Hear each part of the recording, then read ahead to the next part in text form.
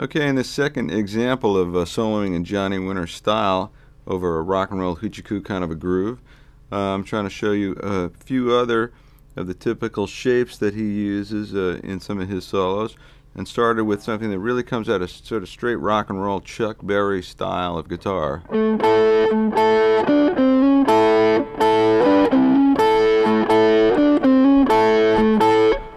So that's going across the first two bars. So the theme, if you will, that is running through this riff is the index finger barred across the top two strings at the 5th fret, and then you have a little melodic thing happening on the lower strings, and then the rhythm of it, of course, is really what makes it happen.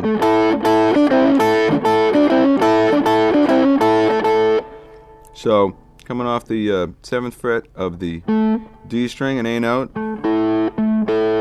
and then you bar across the 7th fret of the G and B, followed by 5th fret, and then you hammer from 5th to 6th from index to middle finger.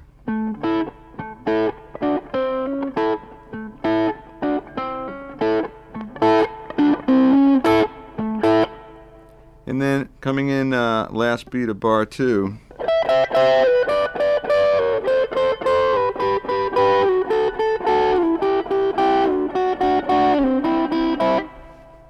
this is another Chuck Berry style rock and roll riff, all based on double stops, 2-note chord figures, and we're starting with C and E, 13th fret, 12th fret, and what you've got is shapes of 2-note chords on the top two strings, and so we have the fingers that are either 1 fret apart or 2 frets apart as you descend the neck.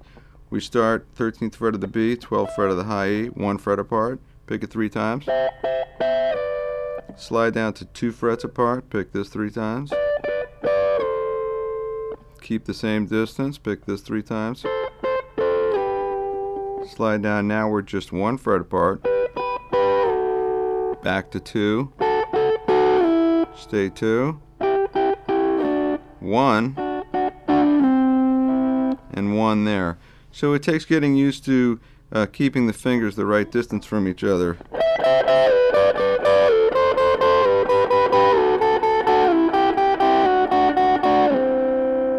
I'm also using all upstrokes.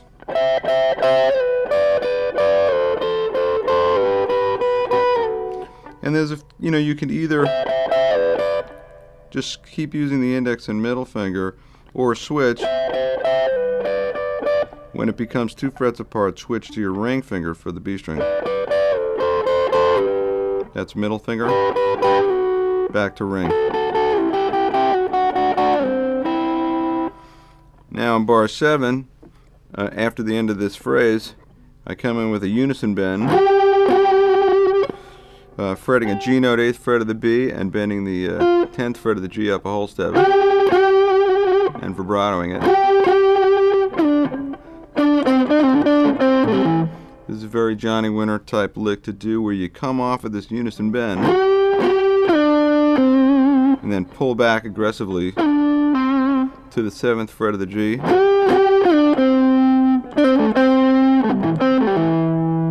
and then do a quick pull off 7/5 on the G, land on 7th fret of the D, and then a rollover. So now this lick, this comes in on the last beat,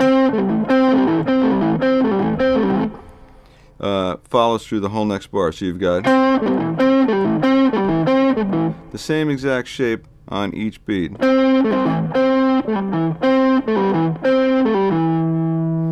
Now in the next bar,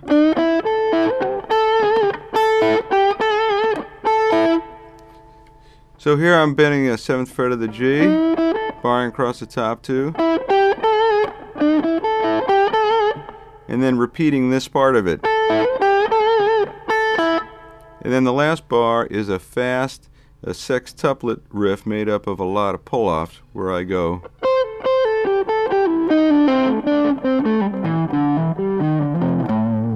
I'll do that one more time.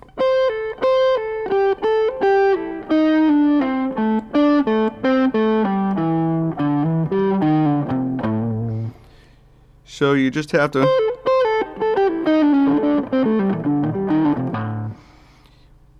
pick clearly each note, which is going to be followed by a pull-off.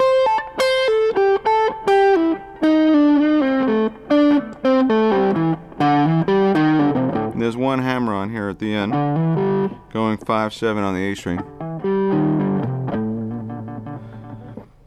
So when you look at this solo overall, one of the great things is, aside from all the forward motion and the aggressiveness that Johnny plays with, there's a variety of different themes. Every part of the solo is a hooky lick on its own, starting with the rock and roll,